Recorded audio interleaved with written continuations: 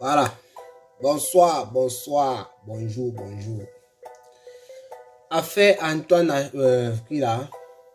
Antoine Bachot, oui, vs Jessica. C'est le buzz ou ce n'est pas le buzz? Buzz ou pas buzz? C'est un peu chaud là. Il faut que j'enlève dans mon pull. On est développé, on va un peu analyser la situation. Parce que je vois sur la toile. Voilà. Je vois sur la toile, les gens s'agitent un peu dans tous les sens. Les gens bagarrent même pour rien. Vous bagarrez même dans le Japon. Je ne sais même pas si vous dit Japon inutile ou bien quoi. Mais même les gens de YouTube, si là, même vous là vous blaguez, c'est bon quoi. Vous chamaillez dans les commentaires. C'est l'autre qui confirme comment c'est le buzz. L'autre dit non, ce n'est pas le buzz. Ceci, cela. Mais vous bagarrez. Tellement la semaine-ci était faible en Japon que vous ne savez même plus où mettre la tête. Ok. On va donc développer parce que quand on va la lire de Jessica maintenant là, face à la situation, les gens commencent un peu à lui adresser certaines insultes là.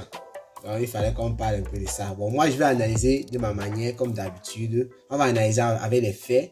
Et après ça, bon, dans cette vidéo-ci là, moi je vais donner mon avis. Vous voyez un peu. Parfois je donne pas l'avis et tout. Mais cette-ci là, je vais donner mon avis. Bon, d'abord, on va analyser et après je vais vous dire pourquoi moi je pense comme ça. Celui qui se plaint que non, moi j'ai mal analysé et tout, il part en commentaire, il dit sa part, il donne ses arguments. On n'est pas ici, ce n'est pas la guerre. Ne venez pas me dire, ah, maf, machin, truc. Ça, c'est les commentaires que je déteste quand ils n'insultent pas les gens parce que je ne suis pas un insulteur. Donc, il faudra remettre ces choses-là au clair. Voilà. Maintenant, on va alors commencer. Vous savez, tout récemment, Antoine Bachot a eu des antécédents avec Compressor. Donc, tout récemment même. Parce qu'ils ont des antécédents depuis, mais ça refait un peu surface. C'est début du mois de janvier, fin décembre. Quand on avait sorti les audios de Nadège Mbapa, et Compressor a profité du cas pour finir avec Antoine Bachot, qu'il était faible ou faire ces choses comme ça. Antoine Bachot est venu répondre en quelque sorte en disant qu'il ne voulait pas clasher Compressor, mais il a clashé. Parce qu'il a appelé Compressor à la barre, elle n'est pas venue et tout. Il a raconté beaucoup de choses sur elle. Et il nous a fait savoir, lors de ses directs et tout, que ça allait très bien avec Nadège Mbapa. Et si c'est que c'était le cas, il n'était pas fort fait, il ne sait pas si que les deux seront ensemble aujourd'hui. Et il ne sait pas si les deux, ils seront encore ensemble aujourd'hui. Donc ça, c'était fin décembre et début janvier. Vous voyez un peu. Donc, Antoine Bachot était en train de faire savoir que ça se passe plutôt très bien avec Nadège Mbapa.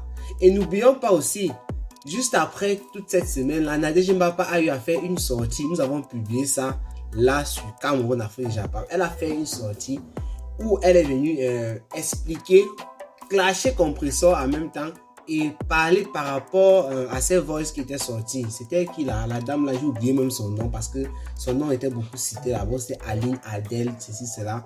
Je ne sais plus trop. Elle a dit qu'elle ne devait pas trop entrer dans le sujet parce qu'elle avait déposé plainte contre la dame et aussi contre beaucoup d'autres personnes qui étaient en train de salir son nom. On ne sait pas où en est la plainte jusqu'à présent. Et Nadège Mbapa a encore rappelé, ça c'était au mois de janvier, si n'oublions pas, parce que je crois que Nadège Mbapa a fait sa sortie quand nous étions là en 2021. Donc, pour vous dire que Nadège Mbapa a rappelé comment le Ndolo était sucré avec Antoine Bachot et que personne ne pourra les séparer sur Facebook. S'il faille un jour que les deux se séparent, ça devrait être, je crois, peut-être en privé, quoi, pas sur Facebook en tout cas. Là, il fallait qu'on rappelle d'abord ça avant d'entrer maintenant dans le débat.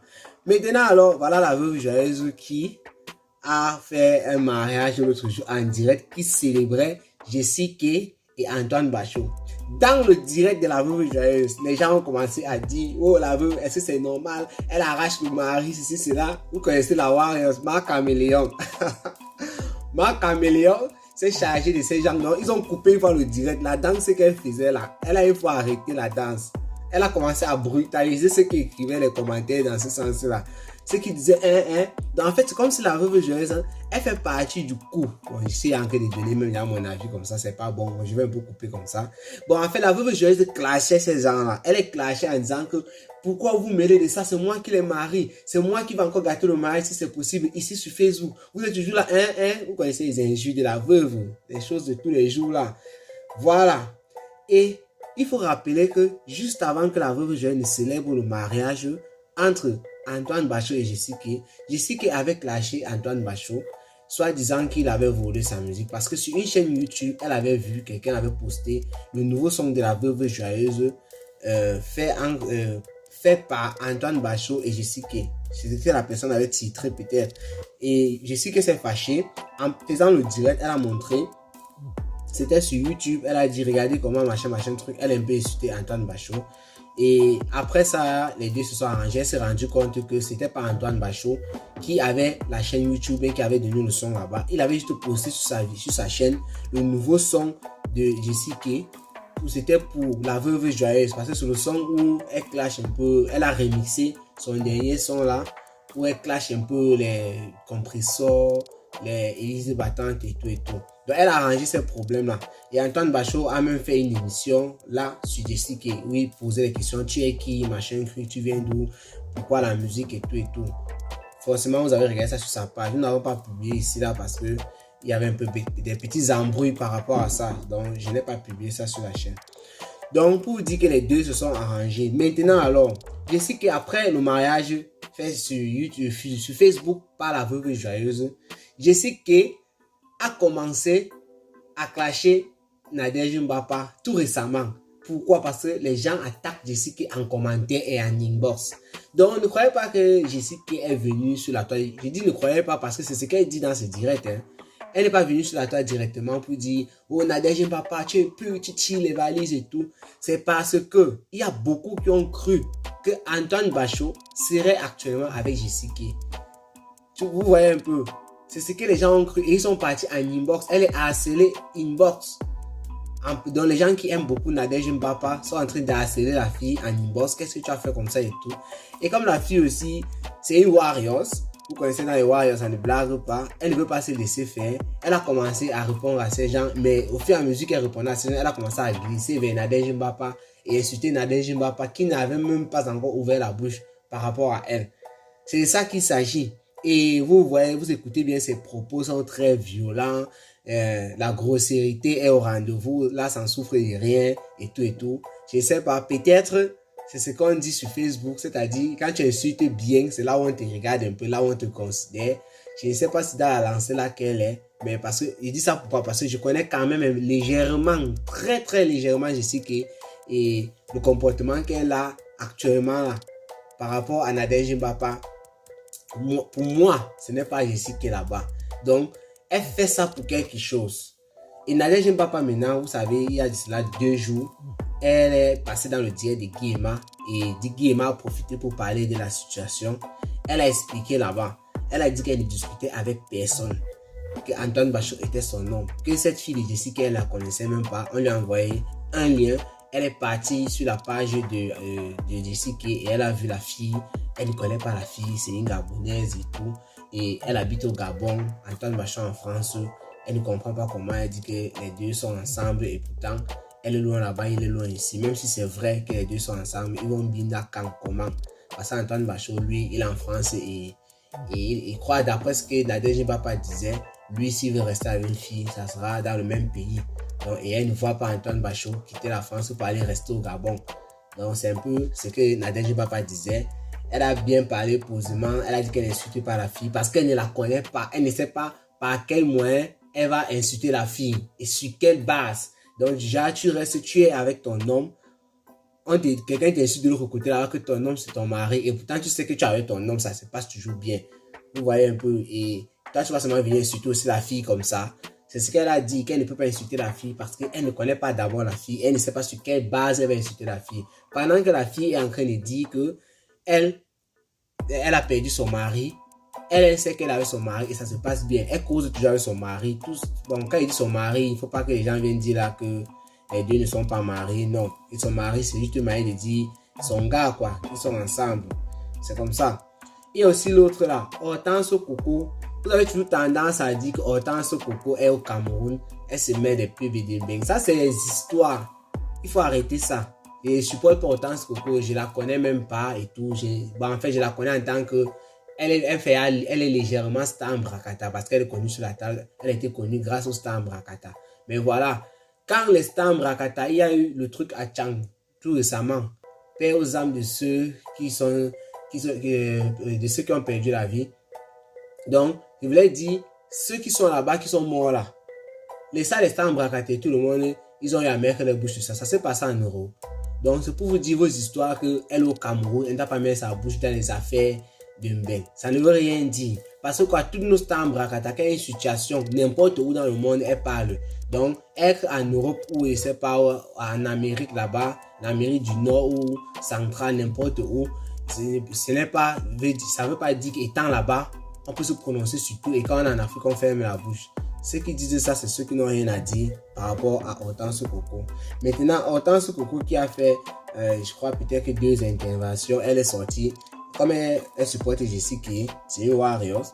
Elle a commencé à dire, oh, laissez Jessica tranquille, machin truc. Antoine Bachot et Nadège Mbapa ne sortent plus depuis 1 an et tout. Ça veut dire que Hortense Coco, pour moi, est aussi dans le coup. Puisque c'est une Warriors. Elle aussi dans le coup. Tu viens de dire qu'Antoine Bachot et Nadège Mbapa ne sortent plus ensemble depuis plus d'1 an. Alors que le mois de janvier, qui n'est pas encore terminé, nous sommes encore quand? Nous sommes samedi le 30 janvier. Et ça a 31 jours. Ce n'est même pas encore terminé. Ça a même 31 jours. Ou ça a 30 jours, ça a 30 jours, on ne connaît même plus. En fait, nous sommes encore le 30 janvier. Là, aujourd'hui, là. Hortense Coco, l'autre jour, Nadège Mbapa est sorti.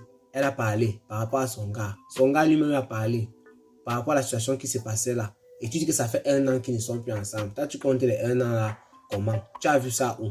Donc, c'est pour dire, quand je regarde tous ces éléments, puisque nous sommes en train d'analyser la chose, arrêtez de vous cogner les têtes, de vous déchirer les caractères et tout en commentaire sous les vidéos de Jessica et de Nadège Mbapa par rapport à cette situation. Arrêtez, ça ne sert à rien. D'après ce que Nadège Mbapa a dit, au départ, il semblerait, d'après les informations qu'elle a, c'était un buzz et maintenant ça a un peu tourné au vinaigre, ça a mal tourné. Moi, je ne sais pas encore. Je ne sais pas. Donc, mais moi, je sens que de voir que c'est un buzz. Parce que Jessica, c'est une fille, je ne vais pas vous mentir, ce qu'elle fait là, ce n'est pas elle. Elle fait ça sûrement pour quelque chose. Peut-être qu'après, elle va revenir, quand ça va finir, et dire que oui, c'était un buzz, machin, truc et tout. Je ne sais pas. Mais la vulgarité et les mots qu'elle emploie là, ce ne sont pas ces mots. C'est bien que vous avez dit dans d'autres circonstances, elle est aussi vulgaire comme ça, mais pas de cette manière. Cette fois-ci, elle parle un peu trop, de manière trop violente, la chatte, le bangala, cela et tout. C'est que ce n'est pas elle. Je sais qu'elle n'est pas comme ça. Sans la supporter, en tout cas, sans supporter la fille. C'est parce que je connais légèrement la fille, quoi. Donc, pour moi, je donne mon avis, c'est un buzz. Il n'y a rien à dire. C'est un buzz, peut-être qui ne prend pas, qui n'a pas pris. Je ne sais pas les mots qu'il faut employer. Vous savez, je sais que c'est une Gabonaise qui s'est intégrée dans le milieu camerounais. Et il y a beaucoup de Camerounais toujours qui vivent d'une autre manière. Du genre, ils ne veulent pas accepter que certaines personnes étrangères entrent dans le milieu du Japon. Parce qu'il y a d'autres secteurs où quand un étranger arrive, on dit qu'on ne considère pas ça un étranger, on l'accueille bien. Je me rappelle l'affaire des Wakatolo ici. C'est bien vrai que normalement là-bas ça faisait partie du clash. C'est-à-dire les gens qui clashaient le Lolo-Fonja et Wakatolo répondaient. Et les gens, pour répondre à Wakatolo, commençaient toujours par dire que tu n'es pas camerounaise. Là ça se comprend, c'est dans le clash. Ça veut dire qu'ils ne pensent même pas vraiment ça. Ce sont les mots qui sortent comme ça là, parce qu'ils veulent commencer à clasher la personne. Parce que même si elle était camerounaise, on devait avoir les arguments pour parler de Wakatolo. Donc, ce qui est sûr, comme au Cameroun, tout le monde s'entend avec tout le monde. Au Cameroun, les étrangers vivent comme s'ils étaient dans leur propre pays. Et pourtant, vous voyez seulement le Cameroun ou le Gabon.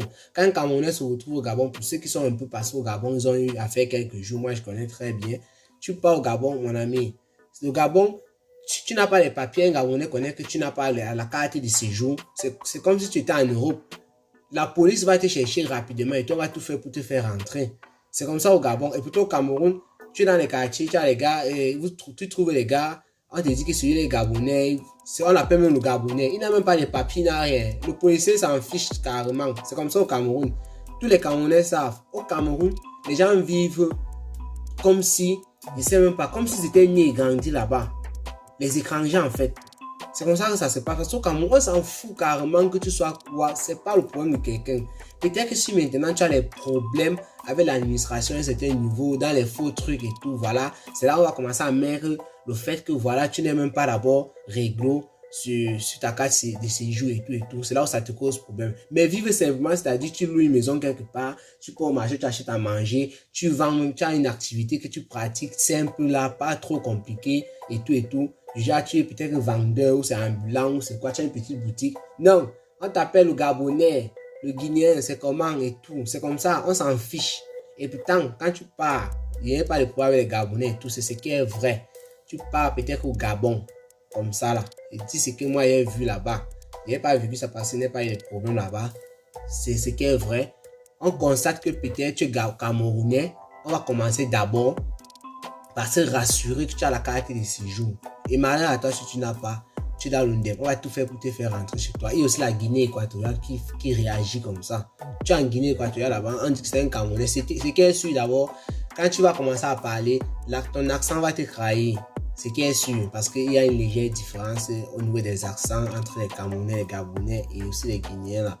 Quand tu vas commencer à parler, on va d'abord repérer que voilà, tu n'es pas de la maison et ils vont alerter les autorités. Tu ne connais pas comment, tu vas voir là comment on est en train de te poser la question, donne un peu ta carte d'identité et tout. C'est là où ça commence. La Guinée équatoriale, le Gabon, ils font ça. Moi, je veux parler des deux là parce que je sais que j'ai mis pied là-bas. Vous voyez un peu. Donc, pour moi, je sais que ce qui se passe là, c'est un buzz. Et si le buzz a tourné au vinaigre, comme Nadège Mbapa a eu à dire, il n'est jamais trop tard, on peut stopper maintenant. Parce que plus on continue dans le buzz, plus le sang continue de couler et après on va commettre des actes qu'on ne pourra pas réparer. La preuve encore que c'est un buzz, c'est Antoine Bachot. Vous voyez, Antoine Bachot, c'est quelqu'un qui communique trop sur les réseaux sociaux et tout. Depuis que ça se passe là, vous avez vu, est-ce qu'il a parlé à la faveur de Jessica ou bien à la faveur de Nadège Mbapa? Non. À la faveur de Jessica, il fait ce qu'il fait d'habitude, c'est-à-dire qu'il y a eu buzz ou pas, il avait décidé de mettre la fille à la une avec sa musique et consort. Ça veut dire que de temps en temps, il peut même prendre les directs de Jessica où elle est même en train de clasher. Bon, je n'ai pas encore vu ça sur sa page. Si quelqu'un a vu, la personne peut nous dire voilà, j'ai vu et tout, et on va aller vérifier encore. Il peut même prendre un direct, comme je disais, d'ici où elle est en train de clasher même Nadège Mbapa, il met sur sa page pour faire croire que non, ce qu'elle dit est vrai, il n'est plus avec Nadège Mbapa, mais ça sera faux. Les antécédents de ce mois, c'est sorti de ce mois face à Compressor, prouvaient le contraire, parce qu'il sortait comme ça pour se défendre du fait qu'on disait qu'il n'arrivait pas à bien tout le monde Nadège Mbapa, et il disait que Nadège Mbapa n'a pas de pouvoir à ce niveau-là, c'est qu'elle lui aurait dit, pardon, et c'est qu'il devait arranger la situation, mais sa femme est satisfaite et tout, c'est pour ça qu'ils sont toujours ensemble depuis au moins 4 ans et comme ça. Ça, c'était les réponses qu'il donnait à Compressor face à ces accusations qu'il était faible aux fesses. Donc, pour moi, c'est un buzz tout cuit, qui a cuit jusqu'à, c'est en train de brûler. On va arrêter là, l'instant. Et rendez-vous pour les prochaines analyses. En tout cas, ça c'était pas un truc qui faisait trop grand bruit. Je sais pas pourquoi, ou c'est parce que c'est Jessica qui est gabonaise et tout. Parce qu'il y a aussi certains commentaires là, et c'est pas souvent bien de commenter comme ça, du genre, comme j'ai dit tout à l'heure, tu es gabonaise, tu t'occupes, tu sais quoi des affaires des Camerounais. C'est pas ça. Il faut arrêter ça. Ça c'est toujours des histoires de tribalisme là, c'est pas bon. Parce que quand c'est comme ça là, on se sent plus frère africain. Et le Gabon est collé au Cameroun. C'est même pas une affaire qui sont loin là-bas, machin, non. Ils sont collés. Combien de Gabonais vivent au Cameroun, ainsi de suite. Donc vous voyez un peu, il y a la frontière là entre le Cameroun et le Gabon. Vous partez là-bas au marché. Alors, du côté de Kiossi, je me rendais souvent là-bas. Il y a un marché gabonais là-bas. Du côté de Kiossi, on prend encore le transport pour arriver à ce marché-là. J'ai oublié le nom. Mais c'est le marché gabonais. On vivait là-bas ensemble, il n'y a pas de problème pour bavarder, tout, voilà. On dit qu'un Camerounais vient faire quoi dans le milieu, un Gabonais vient faire quoi dans le milieu camerounais, il faut arrêter les choses comme ça. C'est des commentaires que moi je tamponne, je supprime seulement. Parce que ça, c'est tribal, quoi. Donc il faut pas arrêter ça. Donc, comme je vous ai dit, rendez-vous tout à l'heure. Je suis en train de terminer avec le replay Élise battante compresseur. Je suis à la fin. Il me reste peut-être 2 ou 3 minutes à rajouter et le tout est joué. Ça sera très dévastatrice. Ciao, ciao.